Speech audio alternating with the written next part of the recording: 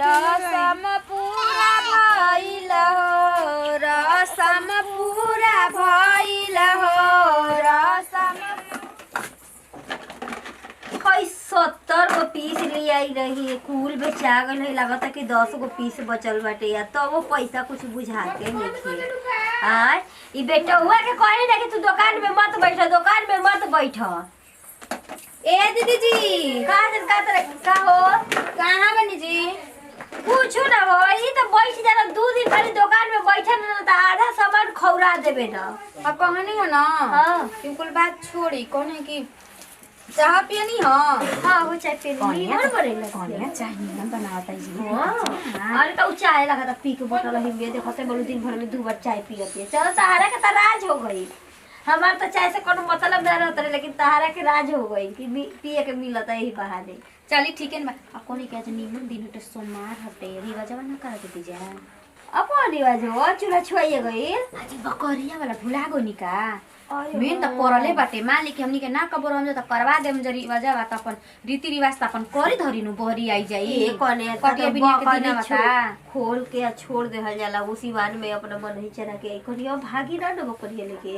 ए दीदी जी देखी गुआ पुआ के अंत ना मिल चरबारा के अंत मिल जाला उहे हाल बटे। गुआ पुआ ना ही चरबारा है देखो तनी कितना हंसी मजाक करतिया बोलत। हां ई त बात बटल ही वाले लेकिन तनी ये हमरा खराब लागेला जिन्ना है और कनी आ जाई बकरी लेके कितना खराब लागे। अब का करबू रीति रिवाज बटल ही बाई त करबू का। ए दीदी जी हम त गई रहनु त हमर शरम से मुड़ी अब ऊपर ना होत लेकिन लाजे लाजे का करी तो बुढ़िया जब कहलस न कि बकरी चरावे के बाटे अब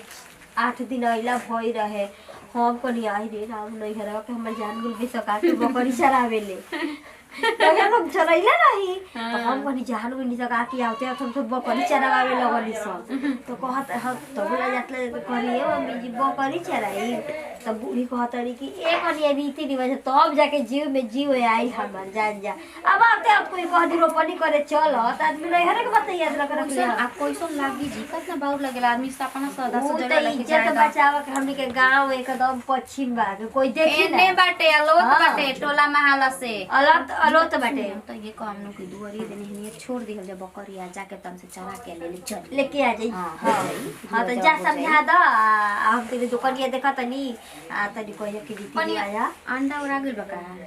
अभी एगो बाटे हथुया हां बेचाई हटे आई रहल हसन आज बरती आई रहल है एही से बेचाइल हटे उहे कहनी बट सब जा करी कह तनी ए दीदी जी आ कोने नु की चली खा बेटौआ के ना बैठे दे बेटौआ के मल 10 गो साथी संघाती आवत न सही सिगरेट ह तो गुटखा हमल के आज लागत जी कोने कलक करबो कोन की कहत कोने घर में ठुकर रहत बताई त जिंदा हां के बानी जा बूढ़ी बाड़ी घर में और आदमी बाटे हित ना ताबी फुआ जी बटले बैठा ना ओकर लाज नहीं के एकदम अथु हो गेल बा ना बुझा त एकदम लाज शरम घोर पहले को हमार मेहरारू आई न त हमरा खाली राते में घर में देख बुझा दिन में त हमर मुंह ना देख बुझा मुंह ना देख बुझा कि रहम ना घर ना रहम आ देखी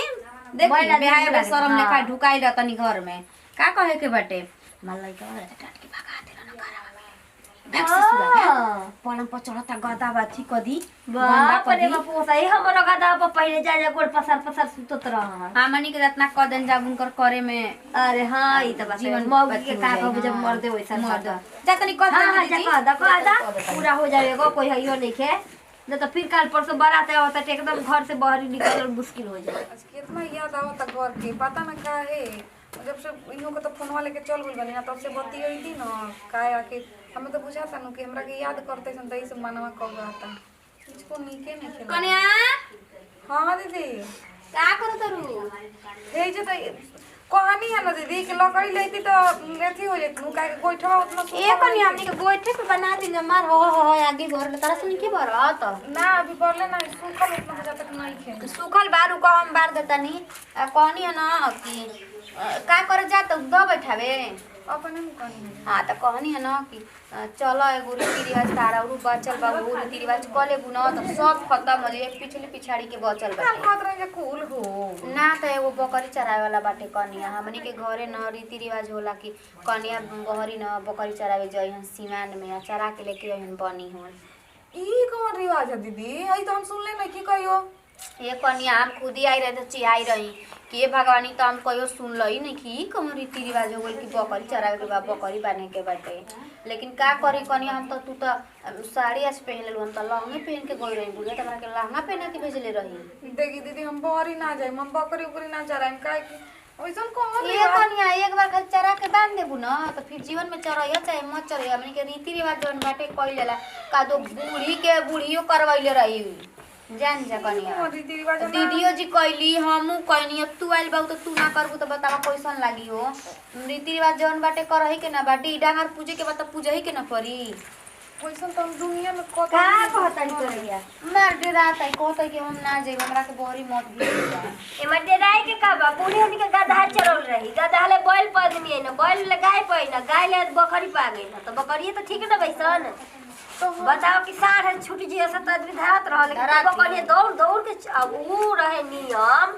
कि पूरा सिवान माकत रह सन आ ओकर पीछे पीछे छप्पा लेके दौड़े के पड़त रहे आ गधा धार पदे में कतना घुसे थोइया तो हमनी के बाल बच्चा तो मुर्गी चरावे के पड़ी है दीदी। हां धीरे धीरे सही पीढ़ी दर पीढ़ी एकरा बाद खत्म हो जाई। तो आखिर का है हम तो नहीं की दुनिया में कान सुन ले ना के होइसन मतलब बोला बकरी चरावे जाए अब का कर जगह जगह के का है हरियाणा में नहीं कुछ सुन ले पानी आवे ले तो चूड़ा उड़ा पहन के वही घरी गोबर लेके जाली जब फेंके खाती अच्छा आ एगो देखू जे देखले नेपाल में कि कुल मतलब कनिया उतरते आ कपार पर लेके इका कले पानी आ दूल्हा पीछे से बाती से मरिया सा। हां अच्छा इने पानी भरे पानी भरे जाए के पर नहीं को देखले नियम बड़ी अलग अलग जगह के अलग अलग बाटे कहीं के का तो कहीं के का रात में हमरा के लिया के चलम हम दिन में ना जाए घेर ला जातड़ू पीछे के पिछौती के घर बाटे राती के बराता के बा हो के बा हमनी के टोला माला में घर होने बा अकेले जाए के पड़ता तारा हम देखले बानी चला बता दो कनिया बकरिया खुलवा के हरिया दिखा दो देखी हो रोड धके होने मत चल जिया कोई ले बोले के नहीं खे अरे लवाई बा देखी हो हां उनी बकरी को एक और ले लवाई बाटे एक और अथु बाटे आ एगो बात सोच लिया बकरी कुछ हो खाओ के ना चाहिए अशुभ मानल जाला अशुभ मानल जाला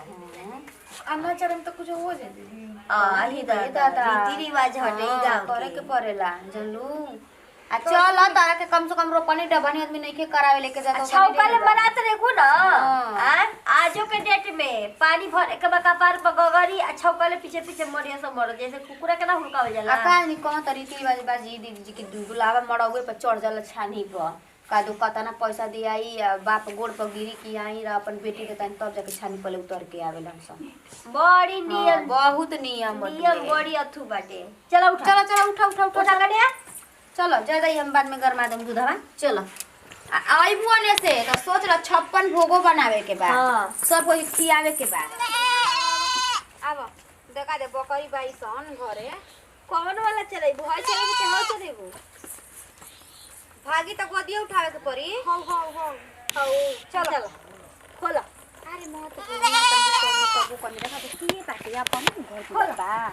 दोसर कोई नहीं दे दी ना काट ली तो हमरा के ना काटी आवा ना खोला ना तू अपन से खोला अपन तरह खोले के बा खोला बकरी के तो बच्चा इतना प्यारा होखे ना सके गीत गाई जी गीत गाई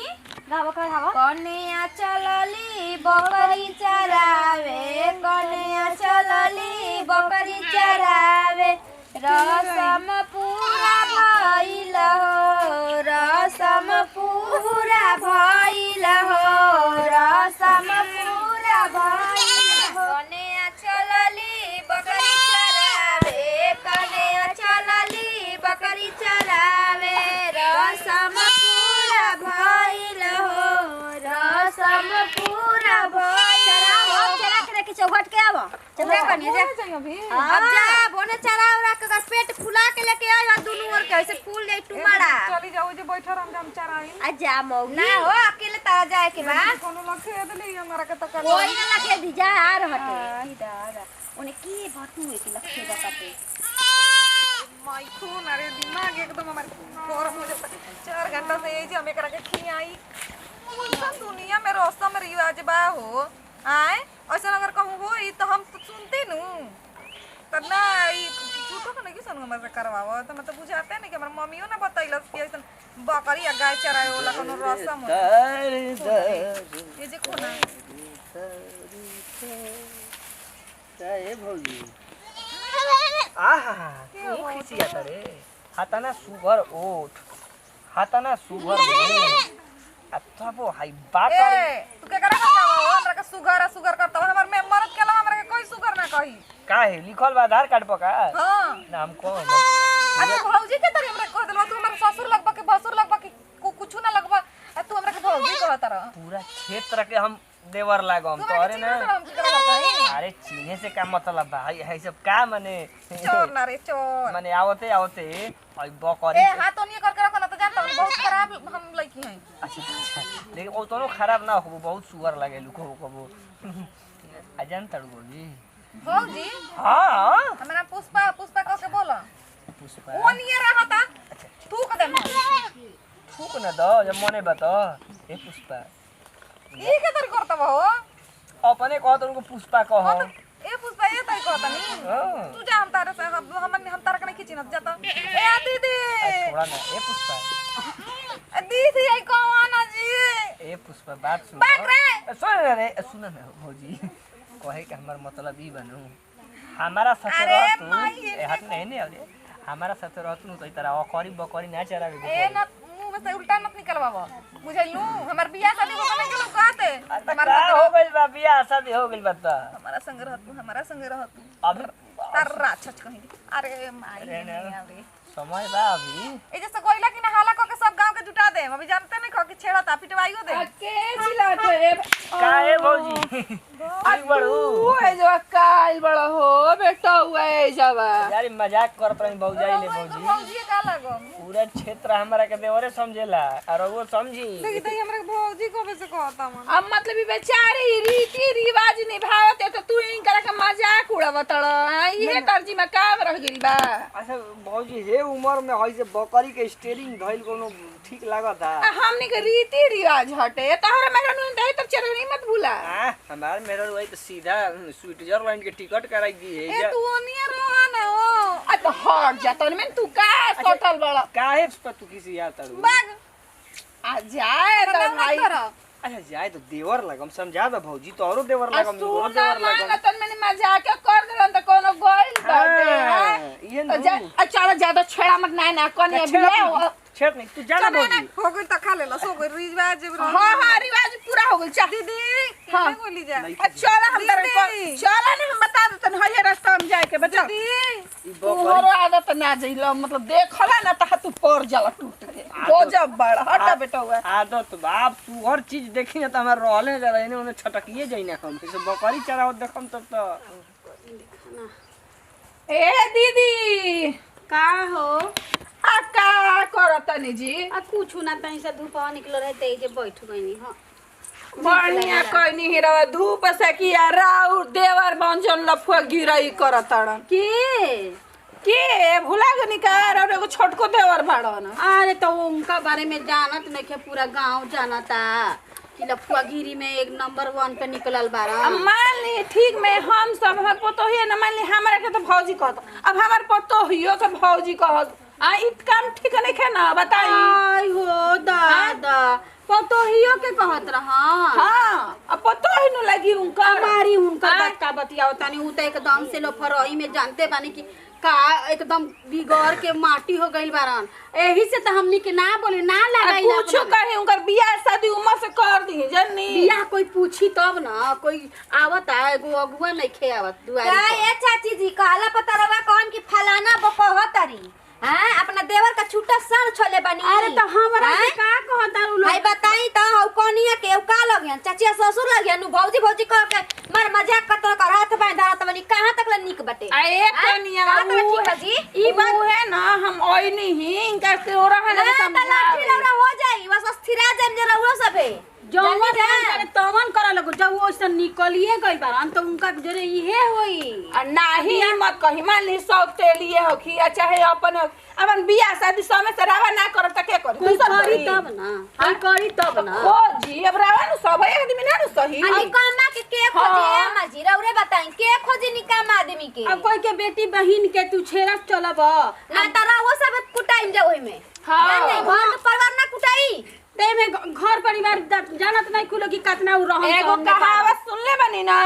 घून के साथे गहुआ पिसाला, ई तो गहूं के जानत साथे नहीं घुनवा कि पिसाला। हमर मालिक जी कहलन ह कि जा कहत एक बार दोबारा ऐसन कोनो बात होई तो मार के हाथ गोड़ तोड़ देम जा। ए बचिया हम समझावे बुलाइम जा। तार कोनी एक लेके समझाए बाकी समझस तब ना तो ई सुन जाना ना एगो बतिया हमरो सुन ली। हमनी के अगर घरवा भी आइहन नु मार बोलम हम तो कहियन लो कि मतरिया नहीं खे मर गेल बिया छोड़ के तो भौजैया दुख देतिया। त बियाह शादी कर दी ना तो रो कुटाई तो हम काहे बना बिगला बना बोलम ना कहे वाला के कहे दी, कहे वाला के कहे दी। हम कपड़ा खींचम, हम खाना बनाएम, हम खियाएम, हम रखम, लेकिन अगर बोल देम तो कहता भौजाई काहे बोलतिया। अरे भौजाई माई ना होली, माई के समान होली ना, कोनो इज्जत नहीं खे हमार। तो उ अब रवा समझी, लेकिन देखी अब तो एक बार हो गई तो निकल जस दोबारा होई नु तो भाई ठीक नहीं होई, हम बता देता नहीं आ जाओ तरन जी हो ना खेते पर से तो कहत नहीं कि गांव हर जगह से हमरा खातिर आवता और हन उनकर के बियाह करे के बता कह दा ना तो उनका के बाहरा भेजा दे, कहीं जाके अपन नौकरी करे चाहे जवन करस।